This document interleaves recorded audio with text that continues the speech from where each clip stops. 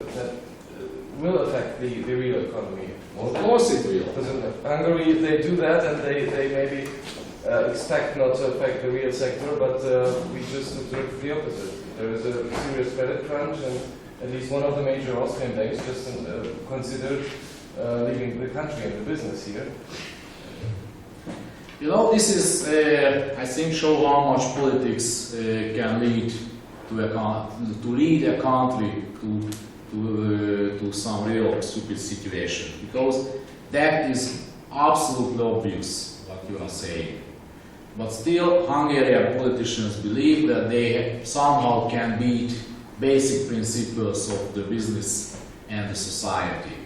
Of course, if you are taxing the banks, so it's easy. Banks usually have 1 to 8, 1 to 10 capital adequacy ratio.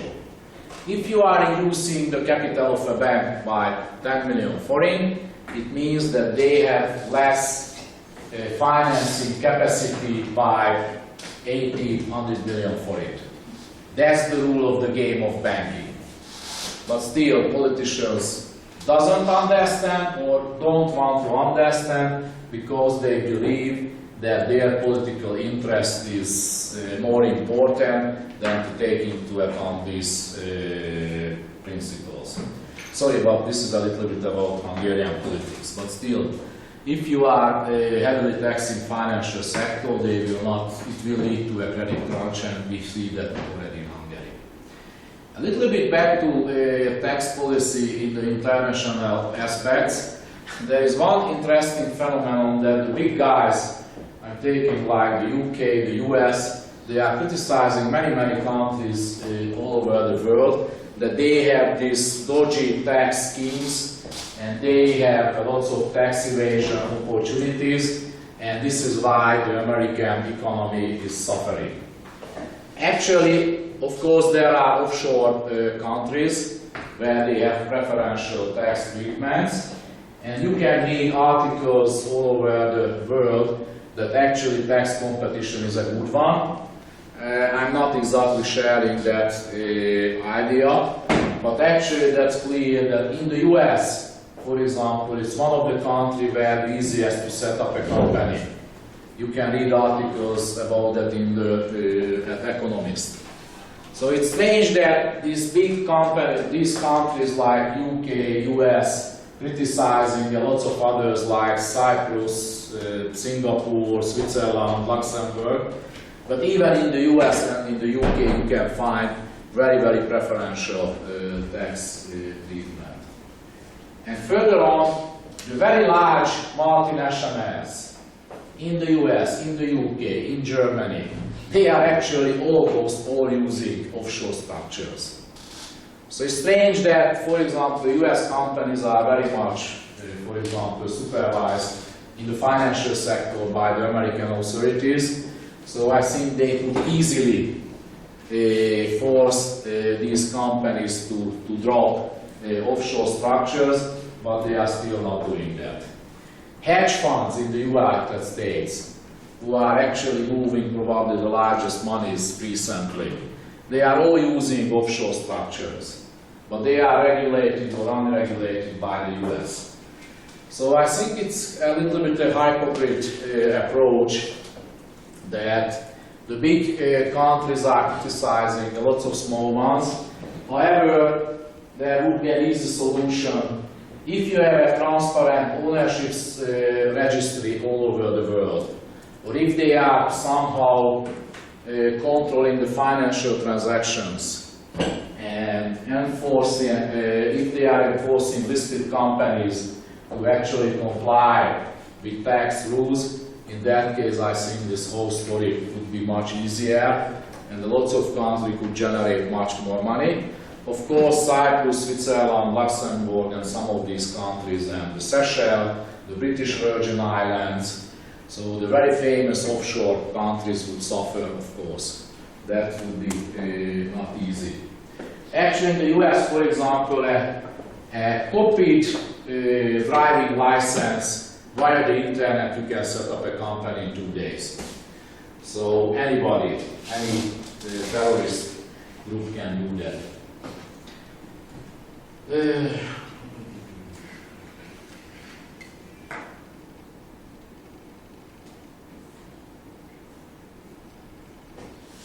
a little bit, I have 5 minutes before I close, and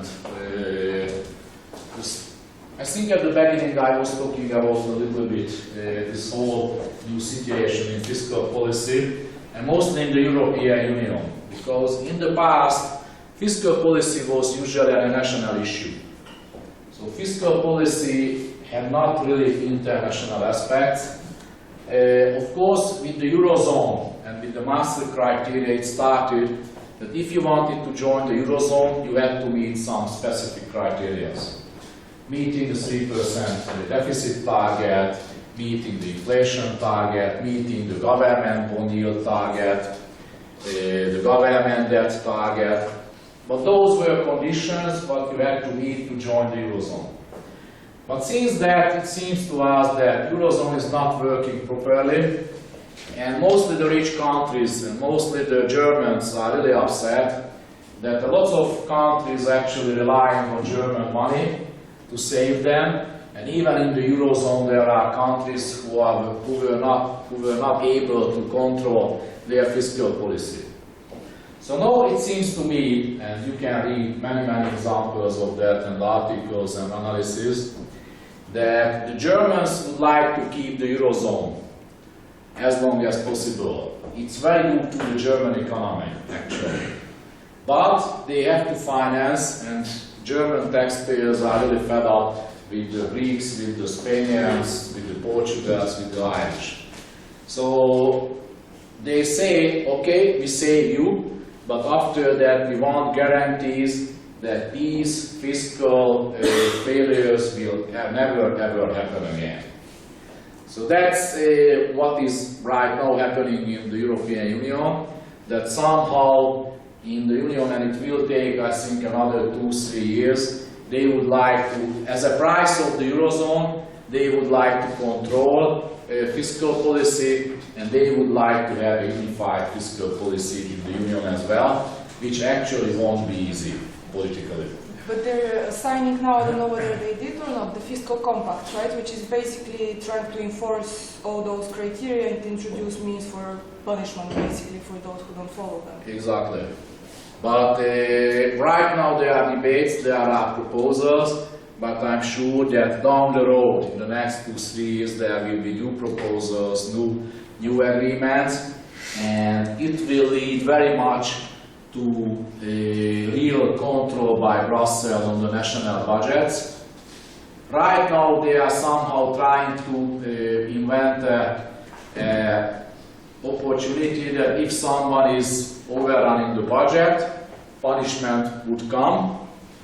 But I think later on we will see more and more upfront control. So for example, I believe that 5-10 years time, a national budget could not be, or will not be approved without the consent of Brussels, which is quite a new phenomenon. And that's, I just love this, I got this citation last year. This is to suggest to read. This is the outgoing Mr. Trichet when he was really upset. Actually, he was telling this on a big press conference, and he was really upset. I think on YouTube you can find.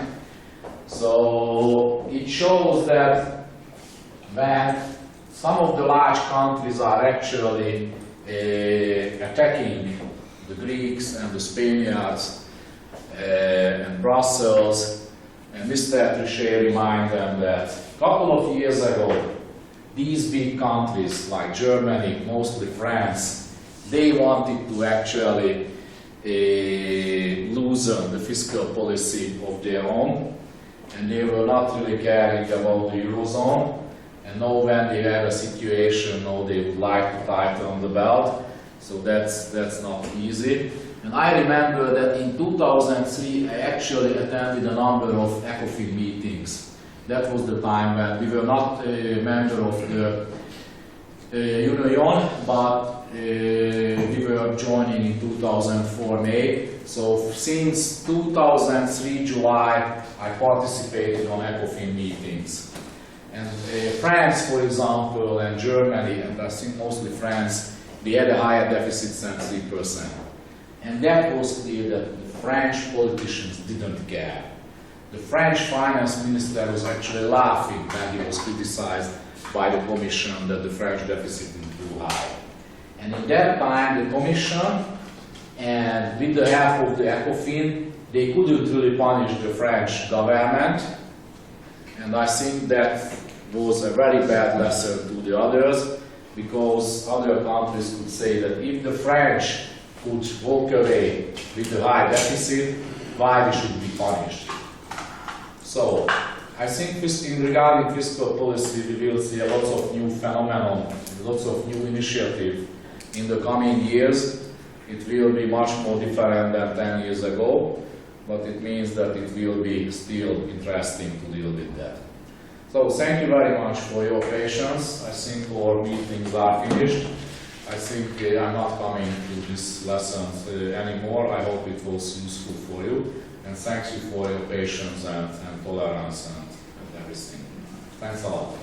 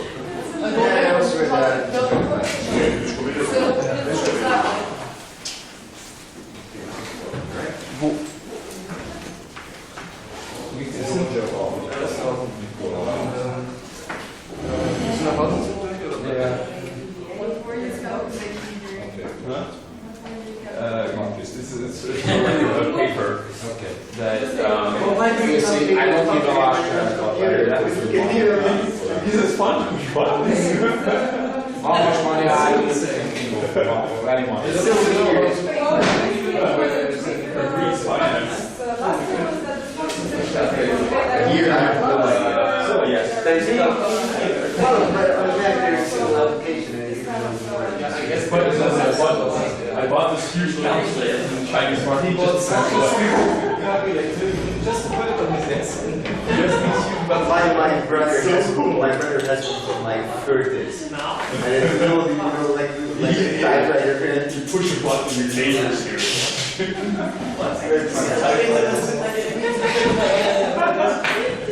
I use it so often. So it was like 2 + 2 = 4. Every time I'm like, yes, I World can is still calculate there. something.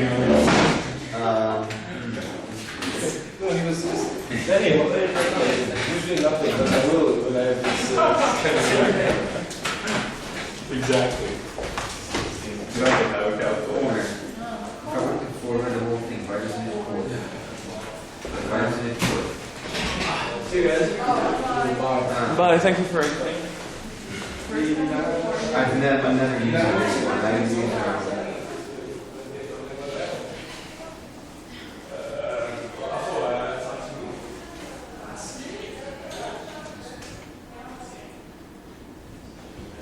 Okay, then I can do the whole thing. So. Is it too loud? Is that being super off the sofa?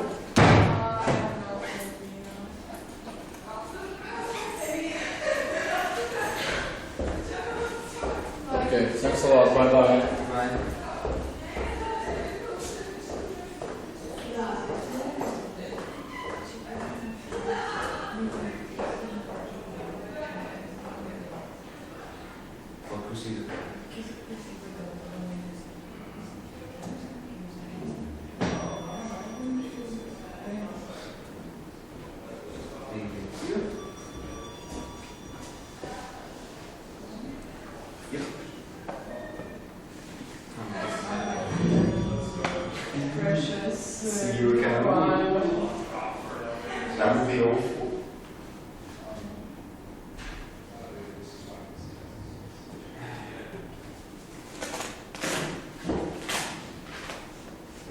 What the?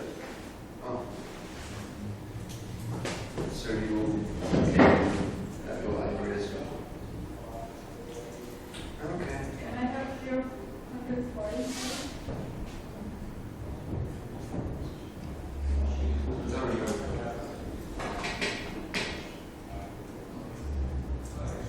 No, actually, I'm staying in sense.